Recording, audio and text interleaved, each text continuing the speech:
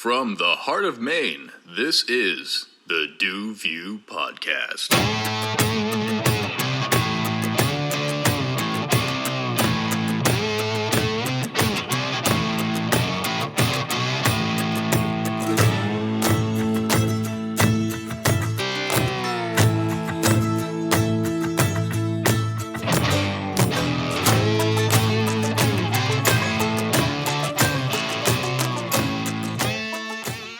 And welcome to this week's episode of the DuView Podcast. I am your host, Du, a.k.a. Ryan Dumont, and I'm here solo this week in the studio. Just me, no guests this week. Just kind of wrapping things up this episode with the year. I just wanted to, with this episode, take a look back over the year. The title or the theme for this episode, I'm actually going to steal from borrow from the Grateful Dead. What a long, strange trip it's been. And, just looking to, highlight kind of a timeline for you guys and give you some more insight on how the DuView Podcast came together and a few other, bits and pieces to get to know me a little better. But also going to highlight some of my favorite Christmas memories and a few other things in this episode. So this episode's really going to do a lot for me here and for you listeners to just kind of wrap things up for 2021. Because as you know, we're into December. This is the 12th month of 2021. We're almost done. It's been another really crazy year, to be honest with you, at least for me on my end. And, I'll go into that in a little bit more detail here in a minute. But the fact of the matter being is that it's still crazy out there, folks. This summer was kind of strange how it felt like we were somewhat back to normal. And now it feels like, things are kind of backsliding in the other direction. I'm not going to point fingers and assign blame or do anything with that right now. There's plenty of other people that do that and other media platforms. I just, hope people are more considerate of others and are less selfish in the year to come. But we'll see. That is to be determined here. But the time I'm trying to highlight here in this episode, folks, is February 2020 to now, December 2021. Just trying to go over some of the high points and what happened. I know I've touched on bits and pieces of what I've done, but I just figured in this episode to just kind of hit the nail on the head and make it known of, the timeline and my credentials and my background on things. So, as stated previously, I went to St. Anselm College, graduated in 2019, and quickly was able to lock down a job with a presidential campaign, specifically the Bill Weld presidential campaign. Governor Weld, former governor of Massachusetts, was governor in the 90s, and then was the Libertarian vice presidential nominee with Gary Johnson in 2016. So Governor Weld decided to throw his hat in the ring for the 2020 Republican presidential primary, running directly against Donald Trump. Now, I will make it clear, and I think it's been pretty clear before, I am no fan of Donald Trump. I think he destroyed the Republican Party, but regardless of that, the fact of the matter being is that I worked in Republican politics. In college, internships and stuff I've done. I worked for various other Republican officials, in Maine and in New Hampshire, because, lived in Maine, went to school in New Hampshire. So, I had done a lot of work with Republicans. Myself, I'm a fiscal conservative, pretty socially liberal. So when I say I'm a New England Republican, a lot of people understand what I'm talking about. However, that has changed quite a bit as we, saw in 2016 and so on. So working in politics has been definitely an interesting time, and going to school for it in the latter half of the Trump presidency is definitely interesting. Not a lot of goodwill and feeling towards, others on the other side of the fence and vice versa. A lot of, polarization and just really ugly working environment a lot of the time. But anyway, I put my chips in behind Governor Weld. I knew it was going to be a long shot. Again, we're running against the incumbent president who is very popular in the Republican Party, but we felt that we had a large enough base of, moderate Republicans and independents and other folks that, could make their voices heard. Because a lot of folks don't like hardcore, conservative or hardcore liberal politics. Most folks would like to just really float in the middle, but again, with the powers that be, they don't want to have a middle party because it affects their fundraising and many other things. To have an independent or a centrist party, would really hurt the D's and the R's in terms of their fundraising ability. And that's just a fact.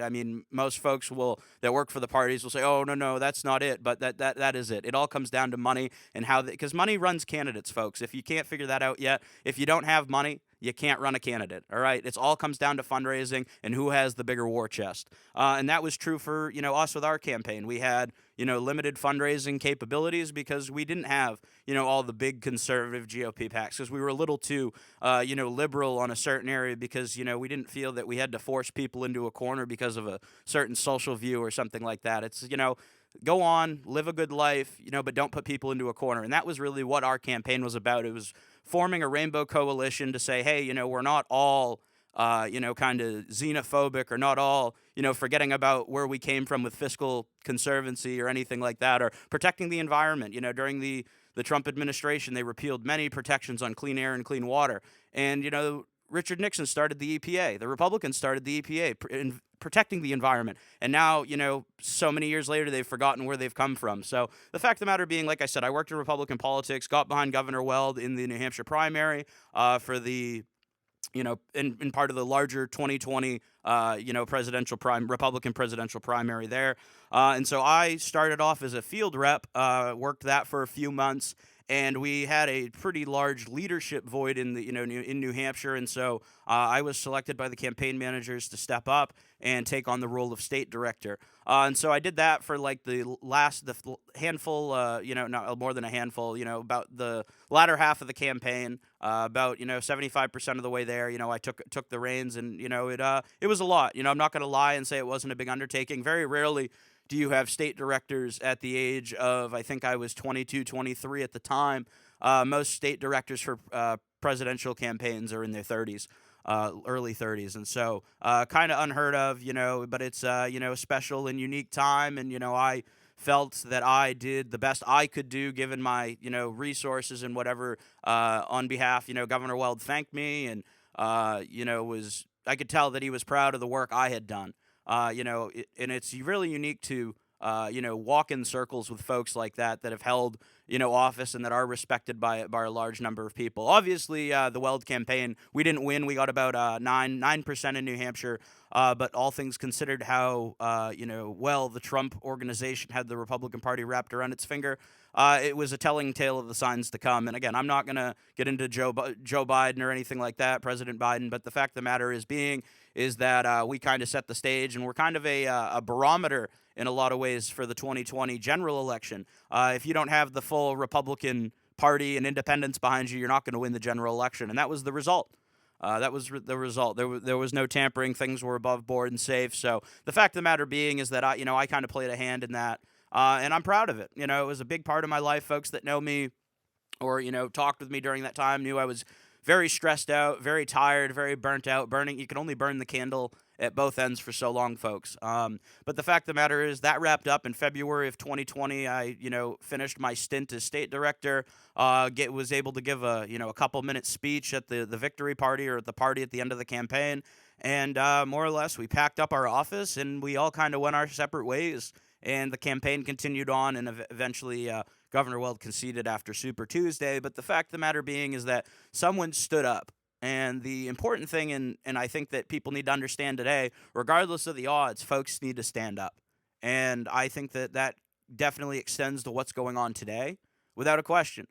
We level-headed, normal, centrist, in the middle of the road folks that just want to live a good life and make sure there's food on our table, and that taxes are manageable and people pay their fair share and whatever else. It's not a difficult goal to reach. And people say, "Oh, well, you can't just..." No, that's it. People just need to work together, and we need to get some corporate interests out of our government. The fact of the matter being is that there's too much money involved.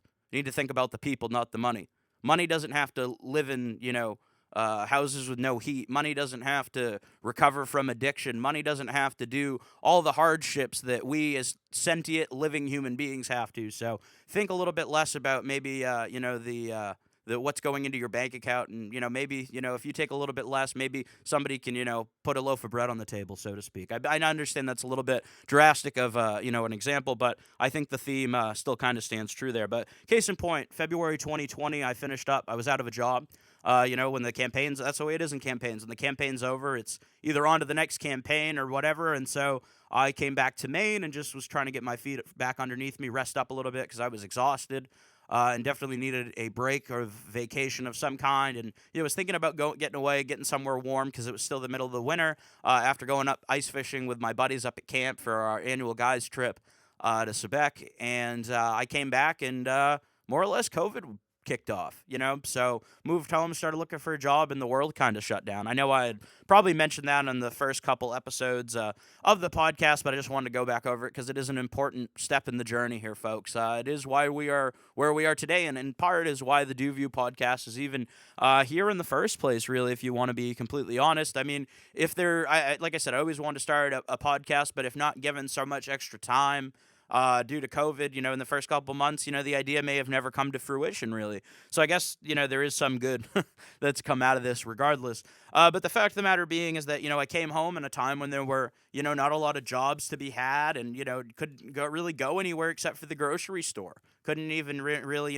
technically be driving around, there were like curfews and stuff, and it was just, a whole different set of circumstances. A lot of time, walking outside, a lot of time behind the Xbox, a lot of time, playing music, a lot of time just, working on things as best you can.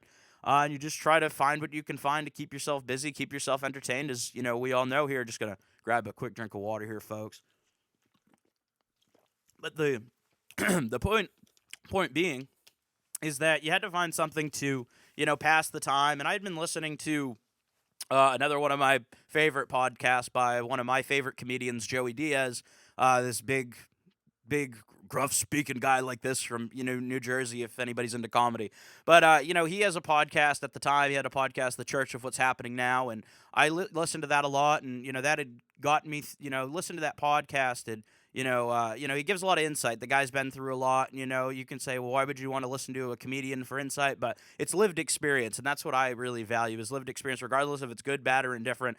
It can give you insight and perspective into something that you may never even have, put some thought into. But anyway, he, was saying like, it's during the pandemic. If you don't have a job, go out, work at a grocery store, do something in the, the quote unquote essential worker world just to not only help out, in the process and, but also put some money in your pocket. So, I did put a call into, Hannaford and, work down there just to have some money coming in, just to keep myself busy, stocking shelves, and yeah. And again, this is somebody with, I have a college degree and, I just came off a presidential campaign.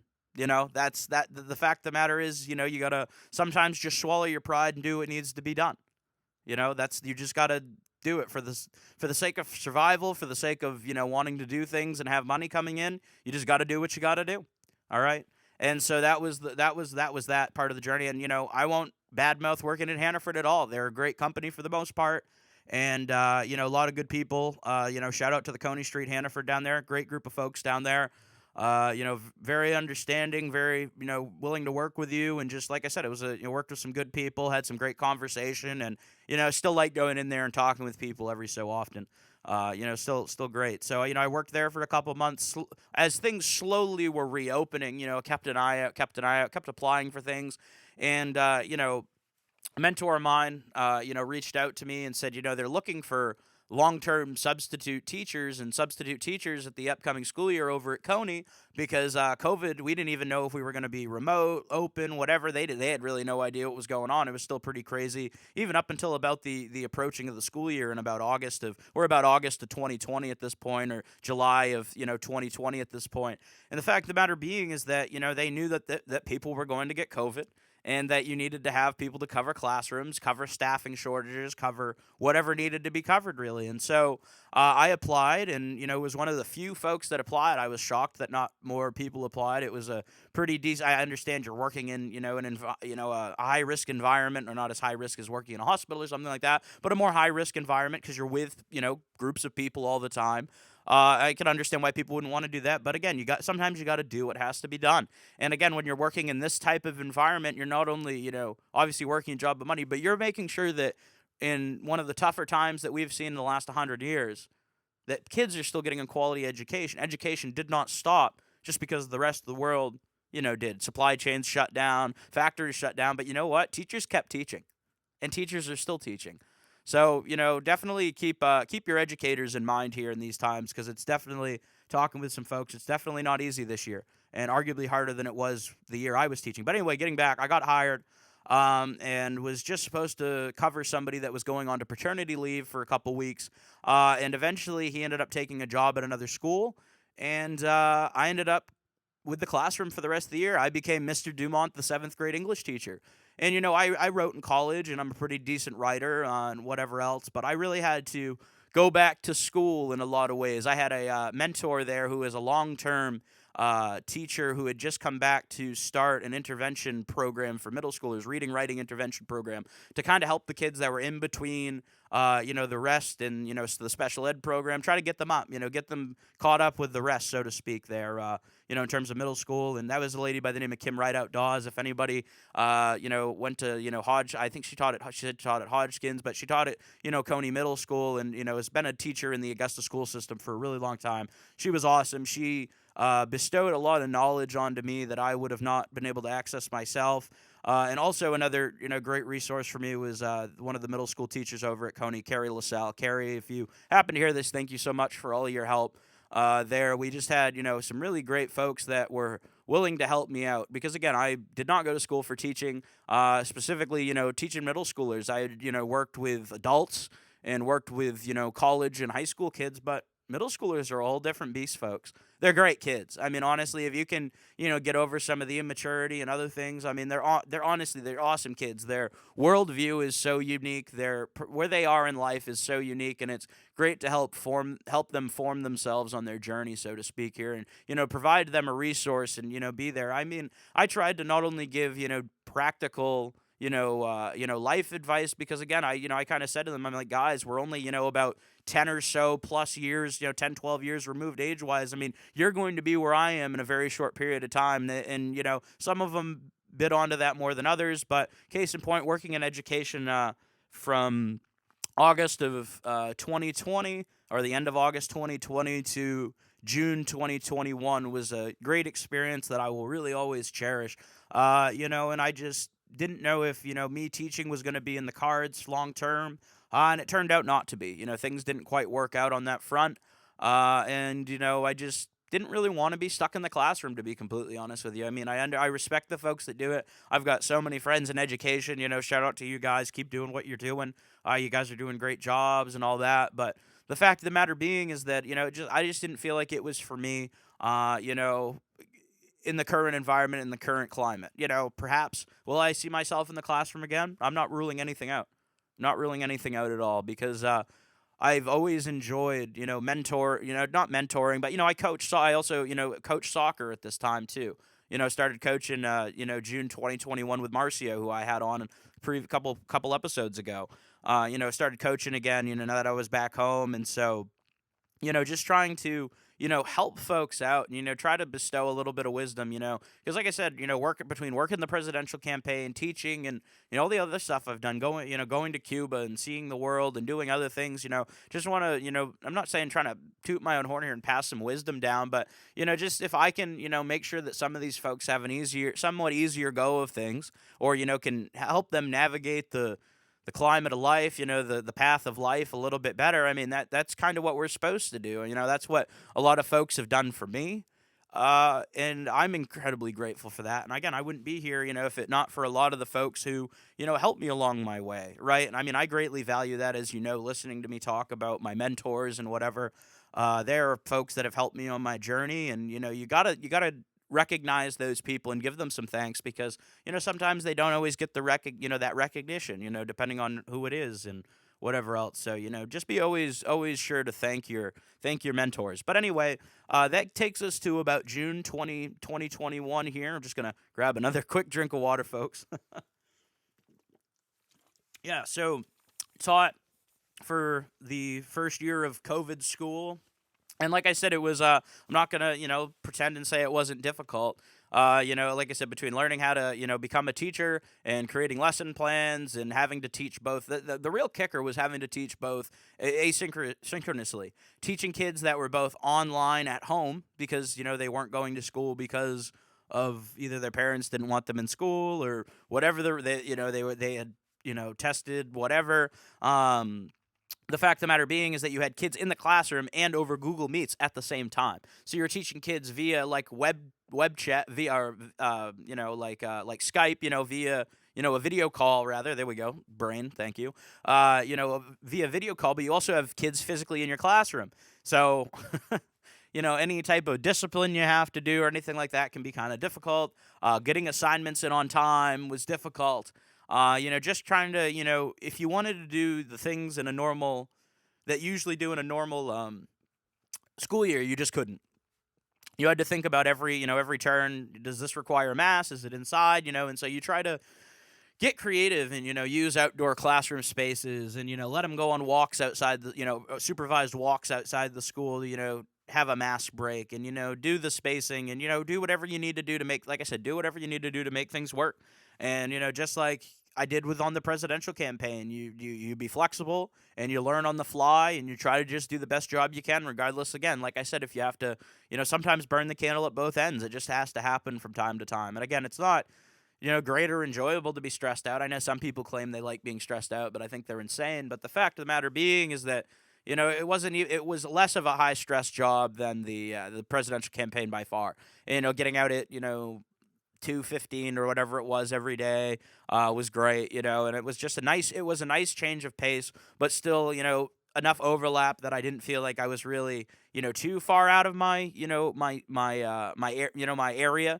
I felt like I was at the outer cusps of it by all means, but it didn't feel like I was completely out of my wheelhouse. Like I said, once I had my I had help from the other teachers, started teaching books, and created a roadmap for myself, for lesson planning. It was easy. Not easy. I mean, it was more simple. It was much more accessible for me. It made it easier for me to put lesson planning together and everything like that. And like I said, it was an excellent experience, and I'm still, happy to be involved over at Coney in some capacity, even if it is just coaching now. So, yeah, come June 2021, I chose not to come back to the school for various reasons. And the fact of the matter being is that, was on to the next thing. So just, started to apply for jobs and whatnot. And, they told me that everybody's hiring, everybody needs people. And so, you look for things and you assume that also extends to your job field. And so, applied for very, numerous political jobs and other, communications jobs, marketing jobs, anything that's kind of in that political wheelhouse. Because I always say to people, politics are an extension of sales. But you're selling something that you can't actually put your hands onto. Legislation is literally, hot air, is air until it's actually, put onto a piece of paper. Like, when someone's running for president, for example, like, let's look back to like, the when President Obama was running, a lot of messages of hope and that stuff. Like, can you put your hands around hope? Can you touch hope? You can't, right? Or can you touch Obamacare? Like, that legislation, didn't exist, right? You know what I'm saying? Until they actually put pen to paper, right? If he had never won, there would have been no Obamacare. That's just the fact of the matter, right? I mean, there would have been whatever, the McCain administration had. So, again, I'm not saying you're selling bullshit, because that's not fair either, because, legislation is impactful and changes people's lives and can do a lot of good for people, but you're selling something that you can't physically put your hands around. And that's, difficult for some people to wrap their brains around. But anyway, it's not like selling a car where you can test drive the car and, not to demean car salesmen, you guys have, an interesting job too. But the fact of the matter being is that it's, it's a different type of selling of an object, because, again, that object is not physical. The fact of the matter being is that got a lot of rejection letters, which is, a hard thing to say. And I mean, like I said, I feel like I have, again, not to toot my own horn here, not to be too pretentious, but I have a pretty good resume, and folks that know me would agree. I've done a lot of interesting, things, and I'm a hard good worker too. On top of it, I put the time in. I will go the extra mile, and like I said, I mean, references I have, it's amazing how difficult, the journey was finding another job. And, I just feel like when you're in college, they don't highlight that enough, that it can be difficult. Obviously they don't want to be overly truthful with you, right? Because then maybe you might not show back up. But the fact of the matter being, it was really difficult, in a market. Like, and just everybody's like, oh, go to Boston, go to DC, and I don't feel like it's my time to be down there yet. I just don't feel that I can do a lot of good as a staffer on the Hill in D.C. I just don't like the living conditions of the D.C. area. No offense to, I'm just not an, overly urban city liver. That's just the fact of the matter. And same with, Boston. Boston's traffic's worse than L.A.'s. and I don't like living right on top of each other. I like a little bit of space, and I obviously, as the the podcast has made it clear, I'm an overly proud Mainer. I just freaking love this state. I don't know how else to explain it. It can be a pain some days when you have to go out and plow or shovel or whatever, or whatever, insert hardship here. But the fact of the matter is, Maine is a beautiful place to live, and I just absolutely love it. And other folks that live here can understand, and so it's definitely a little bit more difficult though to get your foot in the door, and folks that you'd think would be helpful aren't always helpful. And again, I had worked in Republican politics, and I was honestly tired of working in Republican politics. They don't. And again, the Democrats, blah blah blah blah. Yeah, I don't care. I don't really care about that. Like I said, I had a front. A front row seat and a hand in the Republican side of things. That's what I controlled. That's what I had a hand in. You know what I'm saying? And it wasn't the same. The work environments were nasty. You were either, it felt like you were if you weren't a Trumpy, you had some eyes in the back of your head, so to speak. You know what I'm saying? The fact of the matter being, though, not to demean things any further, is that just like I'm not comfortable and will not return to Republican politics. And so, trying to, switch sides, or I hate that term, but going to work for Democrats or nonprofits or another group is not always the easiest thing to do. So once you're in with one group, they kind of expect you to stay in one camp, and going from one side to the other, they don't know you and they probably don't trust you for good reason. I mean, I don't completely disagree with being a skeptic, and being cautious of someone who look at their resume and be like, wow, this guy's a straight up Republican operative. I mean, fair point. So, I'm kind of, in political limbo at the moment, myself, just, figuring out, how to get more involved in local stuff here, in Augusta and whatever else. So, that being said, I've actually started a whole new job. And so, I'm actually working as a helper electrician right now for Nicholas Electrical Company out of Winslow, Maine. It's actually owned and operated by my cousin Nick Dumont. He's a 30-year-old master electrician, young, ambitious, and he does great work. Nick's a really knowledgeable guy, and he was nice enough to take me on, and working for learned a lot in a really short period of time. He's a great teacher, and I've really enjoyed, working with my hands. And you know what? You're like, wow, folks that know me, it's like, that's a big change for you. I said, yeah, I did, a lot of, not to say I can't work with my hands, but, the majority of my work is more office work and phone calls and meetings, more white collar than blue collar. Not to say, and, rate of pay or anything but that, but in terms of the caliber of work, or, the type of work being done is what I say when I say that. But the fact of the matter is that all of my friends up home are all tradesmen for the most part. Most of us don't work in offices or anything like that, and so it was always interesting hearing them talk about the trades and whatever else. And now I actually, working in the trades, I actually have a better understanding of that as well, and is making me, a little bit easier to talk with them about various topics and other things like that, having insight, into, some similar areas. The fact of the matter being, it's been a huge change. I really had to rely on, the advice of my mentor, John Millett, who we had on in the third episode, talking to him about, reinventing yourself. He did his every, handful of years, but this was a pretty big reinvention, going from being a political operative to a teacher to an electrician. It's been an interesting change. There's definitely a learning curve without a question, but I've taken to a lot of things pretty quickly, and I feel like I have a pretty decent, really, really, really, really basic understanding of, electrical or residential electrical, I guess I should say, and, what I'm doing and whatever else there. And like I said, I'm not going to, sit here and pretend and act like I know everything, because I don't. I don't know. I know the smallest drop on the head of a pin. in terms of, electrical knowledge, because I'm very, very new into my new adventure. I just started with Nicholas Electric back in October, first week in October. So I've been doing it for a couple months now, but the fact of the matter being is that I still have a lot to learn.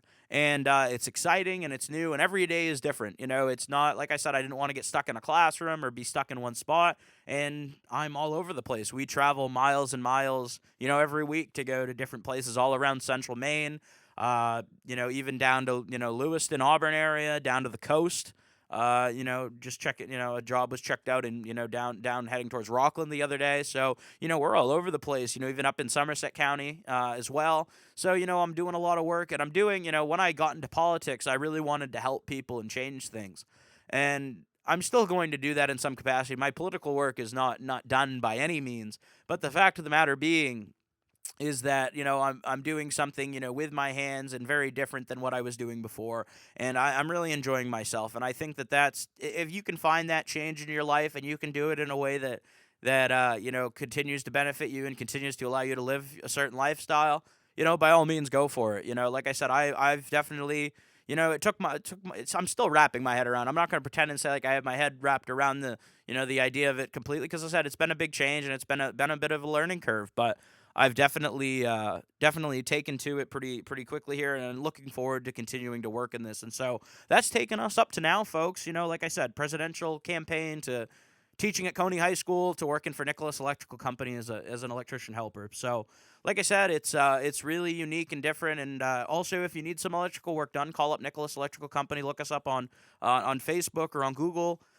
We do some really great work. Give Nate a call, and he'll get you scheduled. So the fact of the matter being is that it's a new adventure for me, and it has definitely affected my free time. We work a lot, and so just still trying to put out quality podcast episodes, and just trying to re-navigate and reorganize life a little bit, because it's taken a different set of routines to work a different job. The hours are a lot different than when I was working in the school and whatever else, and so it's just been a little bit of a learning, like I said, a little bit of a learning curve for me there, but like I enjoy it, and look forward to it every day, and just really looking to take on a new job, a new role, and just kind of, learn a whole new field of knowledge is really exciting to me, because I'm one of those people that, once they get into something new, if they really click into it, I almost borderline obsessive with it, learning the history of it, and, the theory, going from, like not just, talking about alternating current, direct current, but also like, Thomas Edison versus Tesla, and then, into code, and, all the other, bits and pieces, more than just the normal everyday, like putting in an outlet stuff. There's always more to that. So with that being said, it's definitely an exciting new journey for me, and I'm sure I'll keep you guys apprised of any new things. So, shout out to, Nicholas Electrical Company. Awesome. Great outfit. So going on from here, just to, switch gears a little bit here, well, as I said, jobs are definitely very interesting, and like I said, for me, my own political involvement, I'm sure, is far from over. But moving into, we're into December now, and wrapping up the year. We are going to be on to the Christmas holiday. The holiday season's here. We're in the midst of Hanukkah as we speak here. So, happy Hanukkah to any of our Jewish listeners.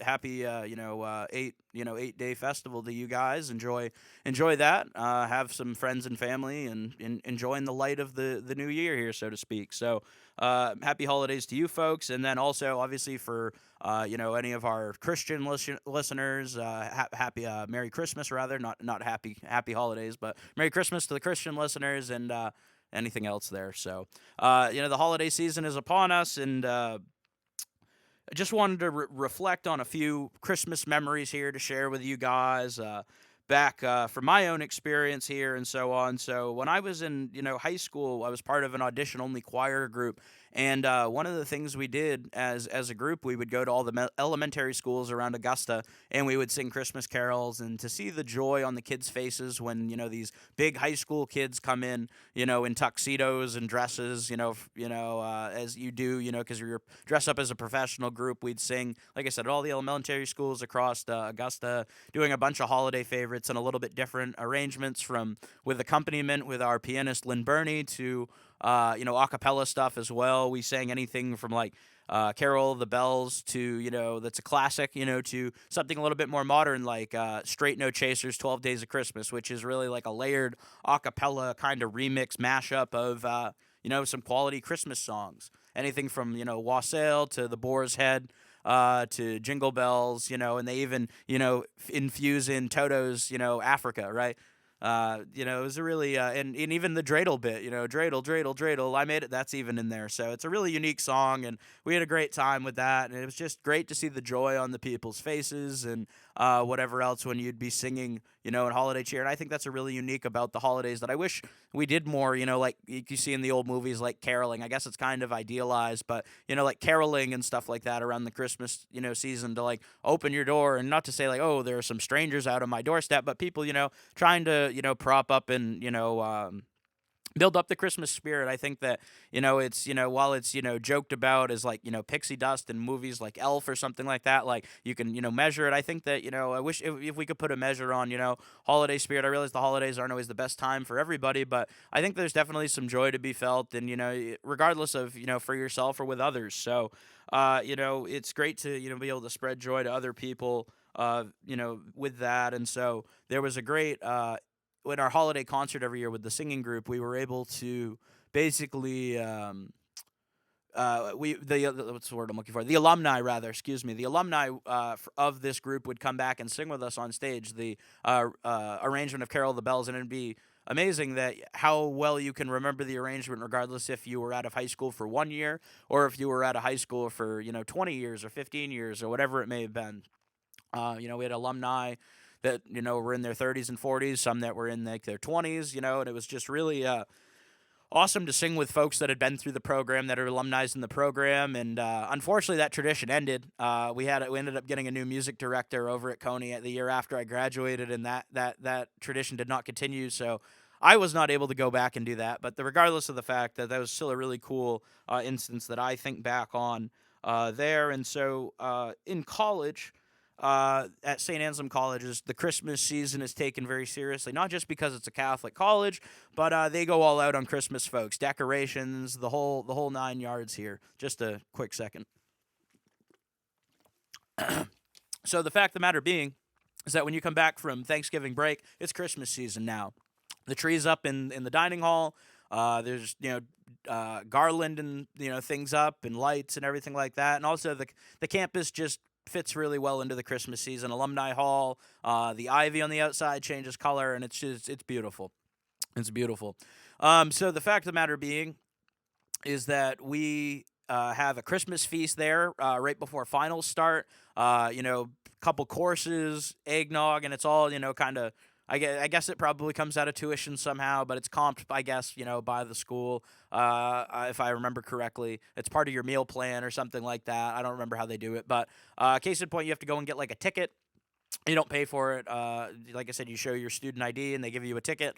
And basically, you sit with your friends, you dress up, and it's a great time. They have eggnog by the gallon and, everything else like that, all the fixins and everything like that. And it's just a great time. The desserts were decadent, and everything like that. It is truly, it does fit the bill for a Christmas feast in all the ways. And they also have a Christmas gingerbread cookie competition. You form a team with your friends and you compete. I did it 1 year. We built a tree farm with a little as best we could, little red truck, like the pickup truck like you see in a lot of, stereotypical Christmas stuff. So with that being said, that's a blast, and it's really cool to see all the different designs and stuff that people come up with. So with that being said, St. Anselm College was definitely another great spot with a lot of Christmas memories there as well.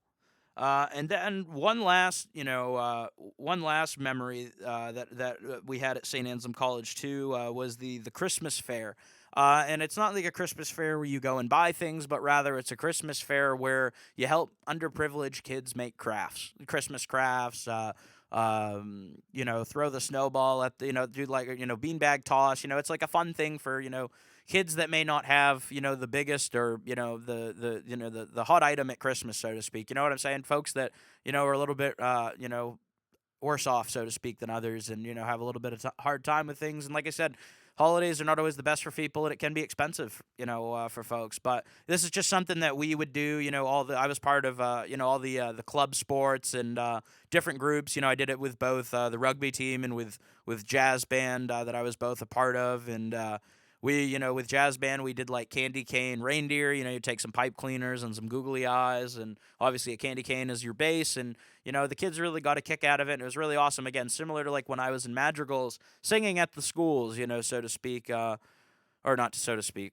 singing at the schools, rather. It was, the same type of joy on the kids' face, regardless if it was for a candy cane reindeer or because they were able to put a little Santa hat on a paper snowman or something. It was just that they got to do something, at the end of the day.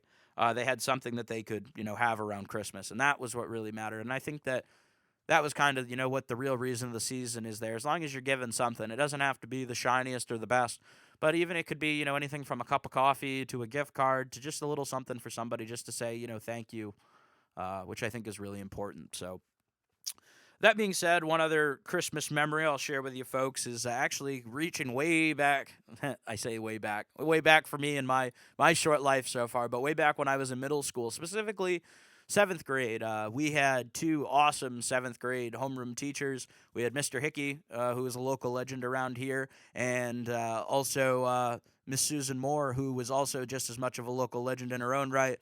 Both teaching legends around here, just had an awesome handle with the kids, and, not just us, but, reaching back, various classes and generations that they've taught. You talk with people, who have had them, and they all say the same things. Awesome people, awesome. They coach, they do everything. It's just the people that really care about the kids.